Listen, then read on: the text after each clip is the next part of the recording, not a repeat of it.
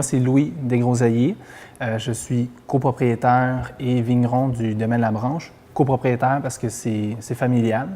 Et alors, domaine La Branche, érablière, cidrerie, vignoble. À la base, on est propriétaire d'une cabane à sucre La Branche, qui est devenue un domaine. Et puis, on est également donc producteur de pommes, acériculteur et puis évidemment producteur de raisins aussi. Alors bonjour, je m'appelle Sylvain Cézia, je suis propriétaire de Chouquette et compagnie, qui est une boulangerie-pâtisserie qui est spécialisée dans la chouquette étant un petit chou avec un sucre belge. Je m'appelle Tina Brooks. Je suis copropriétaire de l'entreprise Brooks Pepperfire Foods. Nom français, c'est les aliments Brooks Pepperfire. On est ce qui est appelé dans l'industrie un co-impacteur. Ça veut dire que nous impactons des produits pour d'autres compagnies. La ligne Peppermaster, qu'est-ce que nous voyons présenter dans notre magasin, sont les produits qu'on fait pour démontrer à nos clients qu'est-ce qu'on est capable de faire pour eux. Alors, ça veut dire qu'ils vont regarder nos produits pour voir quelque chose de similaire qu'on va produire pour eux. Et eux autres vont s'occuper de toutes les ventes et commercialisations de ces produits.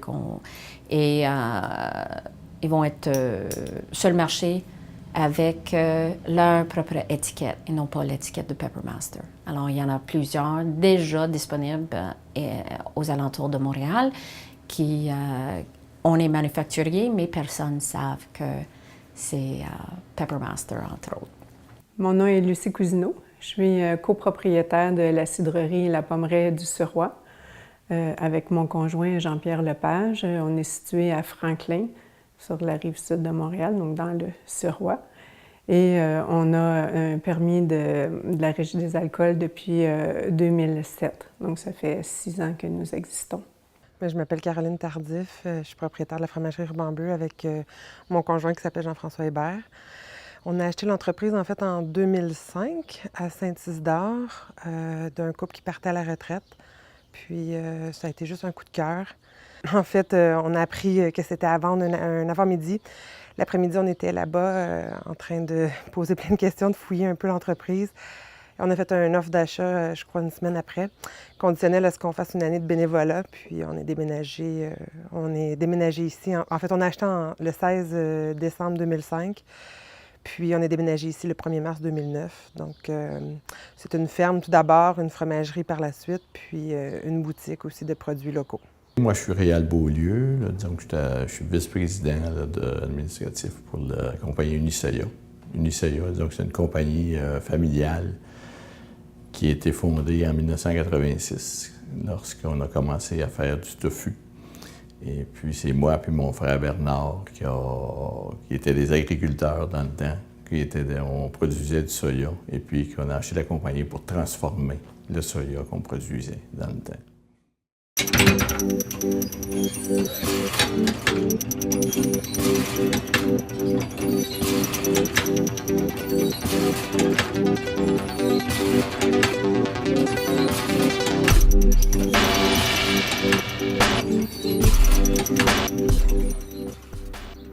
Il y a 2 problématiques en environnement pour une fromagerie fermière. C'est gérer les fumiers, donc le fumier des chèvres, et gérer les eaux usées de la fromagerie. Le premier, les fumiers, on n'a pas une assez grosse ferme pour que ça devienne problématique pour l'instant. Donc, le gouvernement, en fait, gère 100 kg de phosphore sécrété. Et nous, on est en bas du 1600 kg de phosphore que le gouvernement nous fixe comme limite. Donc, pour vous dire, ça donnerait à peu près 250 à 300 chèvres. Donc, à ce moment-là, on devrait faire un plan environnemental pour la gestion des fumiers. Pour l'instant, on a une centaine de chèvres, donc on est loin de la limite. Donc, on le gère très bien, on l'épand sur nos terres, puis ça fait un bon engrais naturel.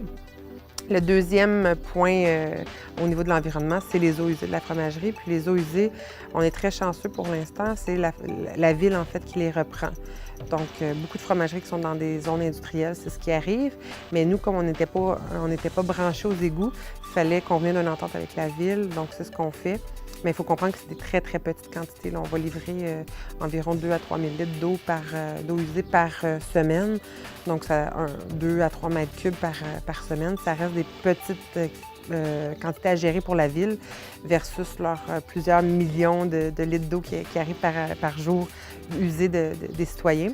Donc, pour l'instant, ça ne cause pas de graves problèmes. Le ministère de l'Environnement est d'accord avec ça. Donc, on le gère très, très bien. C'est très facile pour l'instant. C'est sûr que la journée qu'on a une nouvelle étable puis qu'on prévoit avoir 250 chefs, ce que je ne crois pas qu'il va arriver, mais si ça l'arrivait, à ce moment-là, il faut trouver des solutions. L'environnement, c'est une préoccupation importante pour nous autres, surtout la culture de la pomme. La culture de la pomme exige beaucoup de pesticides, malheureusement. Parce que c'est exigeant, parce que les variétés de pommes qu'on a vont faire de la tavelure des taches brunes qui ne changeront pas nécessairement le goût de la pomme, mais que le consommateur n'aime pas trouver sur ses tablettes. Donc, quand on est arrivé ici, comme je vous disais, c'est pour ça qu'on veut transformer toutes nos pommes, parce que nous, qu'il y ait des petites taches sur les pommes, ça ne nous dérange pas. Qu'il y ait quelques pommes qui soient piquées par des insectes, ça ne nous dérange pas, tant qu'il n'y a pas trop de dégâts sur les pommes. Donc, on s'est fait encore là un système de contrôle de la qualité. Et on admet, on admet des pommes de moins grande qualité que les pommes qu'on retrouverait sur le marché frais. Et c'est ça qui nous permet donc de réduire les doses de pesticides. Donc, je ne suis pas en culture biologique, mais je fais une culture écologique. C'est-à-dire que donc, je fais du dépistage des insectes. Je suis 7 insectes différents. J'ai des pièges. À toutes les semaines, je vais mesurer le nombre de papillons que j'ai dans mon piège. Et si j'atteins un seuil, et ça, la plupart des producteurs le font, mais ce seuil-là, nous, on l'a déplacé un petit peu plus loin. Donc, au lieu d'être à 10 papillons, par exemple, d'une telle sorte d'insectes qui fait des dégâts, bien, nous, ça va être 15 ou 20, dépendamment là, de l'impact de ça sur la pomme. Et à ce moment-là, on va utiliser un insecticide, mais un insecticide qui va vraiment s'attaquer seulement à cet insecte-là, puis qui va préserver les autres insectes qui sont des prédateurs, donc qui vont nous aider à contrôler le nombre d'insectes dans le verger. Donc ça, c'en est une. Les fongicides, donc pour prévenir les taches sur les pommes, on privilégie, on fait une protection avant la pluie. C'est un produit donc, qui se délave avec la pluie, mais qui a beaucoup moins d'impact environnemental que d'attendre après la pluie et d'y aller par on appelle ça un fongicide systémique, c'est-à-dire qu'il va rentrer dans la pomme pour aller détruire les micro champignons qui se développeraient. Donc, c'est différentes mesures comme ça qu'on applique rigoureusement. Donc ça, je vous parle des pommiers. Puis dans la cidrerie, il n'y a pas tellement de produits, il n'y a pas vraiment de produits toxiques. Et puis les pommes, la seule chose qu'on a, c'est les pommes, parce que quand on a fini de presser les pommes, que ce soit pour faire le cidre tranquille ou mousseux, ou pour faire le cidre de glace, bien, les pommes ils sont gelées. On donne le marc de pomme à notre voisin qui a des vaches, puis donc ces vaches-là s'occupent d'éliminer le marc de pomme. Ils sont bien contents, puis nous, on est bien contents de les aider aussi. L'environnement est, pour nous comme esprit humain, nous sachions que la Terre est là pour que nous le prêtons. Il faut que ça soit disponible pour... Là, je framesse avec le pouvoir de mes mots. Mais il faut que cette planète reste là pour mes enfants, mes enfants, mes grands-enfants, mes arrière-grands-enfants et tout. Si dans 500 ans, on n'est plus capable de vivre sur cette planète, on va-tu aller détruire un autre? On va planter la Lune, on va planter en Mars. ça n'a pas de bon sens. Moi, je préfère bien mieux dire à mes grands-enfants que « Oh non, non, non, pas besoin de passer nos enfances dans un tank pour aller à une autre planète où on est capable de planter les légumes, étant donné qu'on a une assez grande, beau planète ici disponible et il ne sert qu'à le protéger. » Et pour nous, étant dans l'alimentaire, on est le premier défense, je dirais. C'est nous qui vont protéger les plantes, les terrains pour nos prochaines familles, nos enfants. Et on n'a pas de choix. Pour nous, c'est pas aller en Mars, à une autre planète, c'est pas... ça n'a pas de bon sens. C'est ridicule, en plus. Alors, on voit que ce que la conventionnelle est en train de faire avec tous les piments. 341 différentes chimiques de graines à récolte. Ça n'a pas de bon sens. Un piment, c'est comme une mauvaise herbe dans certaines places. Ils vont pousser tout seuls.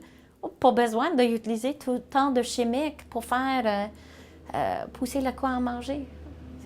Pas de bon sens. L'agriculture, c'est toujours un coup de dé. On est bien placé pour le savoir parce qu'en plus de faire des fruits et légumes, on travaille 3 matières premières. Donc, on est les seuls à être érablière, cidrerie, vignoble. C'est assez ambitieux, mais on voulait avoir vraiment une gamme complète. Alors, c'est sûr, au niveau du sirop d'érable, tout le monde sait bien que quand ils font la visite au temps des sucres, je pense que c'est la première question qui est posée à la sériculteur, c'est est-ce que c'est une bonne saison? Donc, c'est pas nous qui avons le dernier mot. On a eu par exemple, l'année dernière, on a eu une saison très difficile au niveau de la récolte de l'eau d'érable. Alors, ça vient directement affecter notre matière première et donc les inventaires, c'est sûr. Au niveau des pommes, l'année dernière, encore une fois, ça a été une année très difficile également. Il y a eu de la grêle, il y a eu des gels, alors les récoltes étaient très, très peu abondantes. Maintenant, au niveau du raisin, mais pas plus tard que cette année, il y a eu un gel printanier qui est dans la région ici, qui a été très, très difficile. Et puis, on se compte quand même chanceux. Certains producteurs ont perdu presque 50 de leur récolte, voire même plus à certains endroits. Nous, bien, étant donné... Maintenant, c'est un choix. Alors, au niveau de la vigne, on a le choix de travailler avec certains cépages qui sont peut-être un peu plus résistants à nos climats québécois. Nous, dans le cas du vin, je disais le Frontenac blanc. Frontenac blanc, Frontenac gris et Frontenac noir. Donc, c'est 3 cépages que l'on utilise qui sont ce qu'on appelle rustiques. Alors, ce sont des cépages qui ont été développés au Minnesota, qui a été soigneusement planté ici et choisi, entre autres, pour leur résistance au froid. Alors, c'est des vignes qui peuvent résister jusqu'à moins 20, moins 25 de température pendant l'hiver, ce qui est assez exceptionnel. Et d'où leur résistance, ça nous permet de mener la taille d'une façon différente, plus haute, ce qui diminue beaucoup les risques de gel. Et de 2 et de 3, mais en fait, on est dans une région extrêmement venteuse. Alors, il y a du vent en abondance. C'est pas pour rien qu'on est entouré d'éoliennes ici. Alors, le vent aide énormément. Oui, le cépage, mais le vent. Donc, c'est la circulation d'air entre les rangées qui vient énormément diminuer les populations d'insectes et puis les quantités de maladies de toutes sortes, parce que la grande majorité des maladies se développent dans un milieu humide, ce qui n'est jamais le cas ici. Alors, il va y avoir une pluie et puis dès le lendemain, la ventilation se fait tellement bien que à peu près pas d'apparition de maladies. Alors, c'est particulier parce que, entre autres pour la vigne, on n'a pas de certification biologique. Ce n'est pas quelque chose qui nous intéresse nécessairement d'aller la chercher. Par contre, je peux vous dire que depuis 2009, il n'y a aucun arrosage qui a été fait qui était non biologique. Il n'y a eu aucun pesticide de fait. On n'a pas eu besoin de le faire. On ne veut pas aller chercher la plus-value, mais on a cette chance-là de se démarquer grâce à notre positionnement.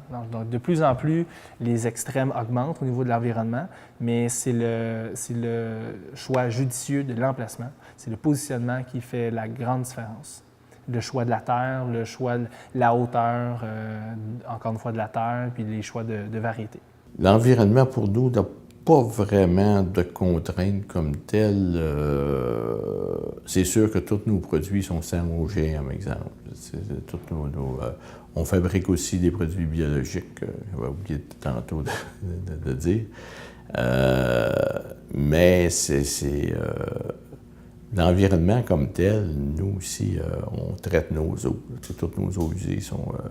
en réalité, ici, au niveau de l'environnement et de production, il n'y a rien qui se perd, puis il n'y a rien qui se crée. C'est qu'on part avec de la fève soya et de l'eau à 99%. On finit avec du tofu. On a tout notre résidu de fève qui s'en va pour les animaux, l'alimentation animale. Actuellement, on travaille aussi pour transformer tout notre petit lait pour aussi l'alimentation animale. Puis on traite nos eaux. Et puis l'eau qui ressort de nos eaux usées, si vous voulez, c'est de l'eau claire qu'on envoie au fossé. Fait que tout est... si vous voulez, on réutilise le plus possible de tout ce qu'on a. Il y a des fosses à fumier, en fait, qui existent, qui peuvent être subventionnées par le gouvernement. Il y a des bioréacteurs qui appellent, donc qui peuvent, en fait, composter le fumier en quelques jours seulement, qui sont aussi maintenant subventionnés par le ministère de l'Agriculture. Donc, on se pencherait là-dessus si ça l'arrive, si le problème se présente.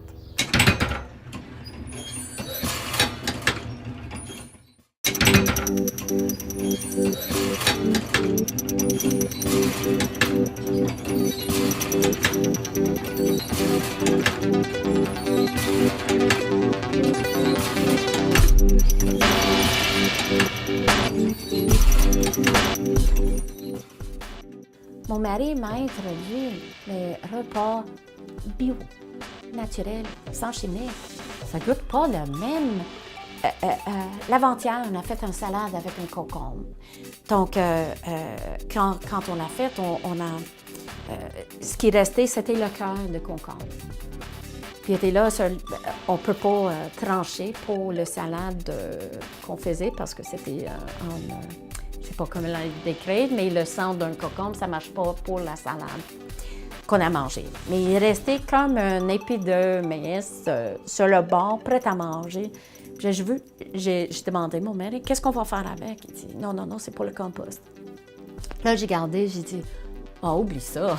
Puis je l'ai mangé, le cœur de concombre. Il était tellement sucré, il goûtait tellement le concombre. C'était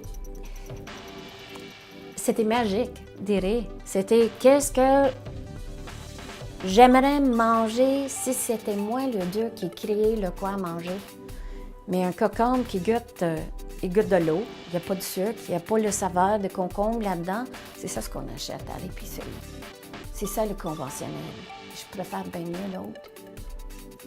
Ben, disons qu'on fabrique aussi des tofus biologiques, c'est-à-dire seulement aux natures fines herbes, mais qui sont vraiment pour les magasins plus spécialisés, c'est comme les Taux, Rachel Berry, vraiment les magasins d'aliments naturels, si vous voulez, comme on appelait autrefois. Aujourd'hui, il y en a beaucoup moins. Parce que, qu'est-ce qui arrive, pas seulement pour le tofu, mais pour beaucoup de produits, on peut les retrouver dans les grandes surfaces. Donc, tous les petits magasins d'aliments naturels ont eu de la difficulté là, ces dernières années. Souvent, ils se sont plus spécialisés dans des suppléments, des choses comme ça, que des produits frais. Si on va dans des magasins d'aliments naturels, les produits frais, il y en a beaucoup moins qu'il n'y en avait autrefois. Parce que là, ils rentrent en compétition avec les grandes chaînes. Exemple, on ne vendait pas, on était longtemps qu'on gardait notre tofu biologique justement pour les magasins spécialisés. Et puis, à un moment donné, les grandes chaînes en voulaient tous. Puis, on n'a pas eu le choix parce qu'ils disaient si nous autres, on ne les en vend pas, ils vont aller l'acheter ailleurs. Mais on a pu garder le tofu biologique longtemps dans les magasins spécialisés parce qu'on se disait, bien, au moins, on aura un produit qui est différent dans nos magasins spécialisés que les grandes chaînes. Aujourd'hui, c'est plus le cas. On vend du biologique à peu près partout. Bien, c'est-à-dire qu'il y a des fermes qui peuvent beaucoup polluer, là. Je ne peux pas dire non, parce que c'est certain que il y a des fermiers qui m'aimeront pas que si je dis ça, mais c'est sûr qu'il y a des fermiers qui sont pas conscients des fois de l'ampleur de de la négativité en fait sur la biodiversité puis sur l'environnement, la faune, la flore que leurs produits peuvent avoir, en fait, puis même sur leur propre santé. Mais ça dépend toujours d'un fermier à l'autre. Puis souvent, les gens, maintenant, ils s'informent, ils se demandent. Mais ici, comme on n'a pas... c'est pas nous qui cultivons nos grains. Donc, on n'utilise absolument pas de machinerie ou de pesticides de produits sur nos terres. Puis comme notre verger est en culture biologique, à ce moment-là, les clients le savent aussi qu'il n'y a pas de produits mis dessus. Mais c'est sûr qu'il y a des fermes qui vont polluer plus que d'autres. Ça dépend vraiment dans quel domaine on est. C'est sûr qu'on essaye d'acheter, pareil, quand on fait venir, c'est toujours des packs, on évite d'avoir trop de boîtes et tout, c'est recyclé au niveau de l'environnement, on va recycler tout ce qui est carton et autres, là, mais je ne reçois pas énormément non plus de choses qui ont beaucoup de matière, plastique et autres. Donc c'est des gros stocks qui arrivent. L'environnement, après, tout ce que nous, on a, c'est de l'électricité et du gaz. Il n'y a pas... Peut-être ça tout se fait en intérieur ici. La vapeur qui ressort du four, je ne pense pas qu'elle soit toxique, au contraire, elle sent bon. Mais je ne sais pas, je ne pourrais pas dire si je nuis à l'environnement, je ne penserais pas.